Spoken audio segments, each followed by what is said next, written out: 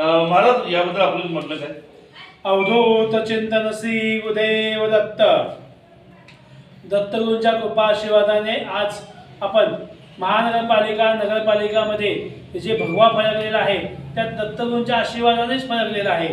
यात आमचं काय म्हणणं असणार आहे? श्री गुरुदेव दत्त आदेश. मग यापुढे काय केंद्रात आणि राज्यात काही बदल करणार आहे का?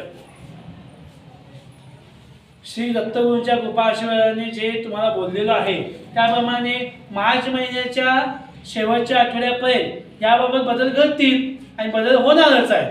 फक्त माझी एकासाठी मी वस्तू दिली होती एकाला अनुष्ठानासाठी कार्यासाठी ते कार्य तिथं पूर्ण झालेलं आहे, त्यांना आणून द्यावी. मग पुढील कार्य होईल दत्तगुरूंच्या आशीर्वादाने त्याचं. अवधूत चिंतन श्री गुरुदेव दत्त. ती व्यक्ती कोण जाईल? श्री गुरुदेव दत्त आदेश.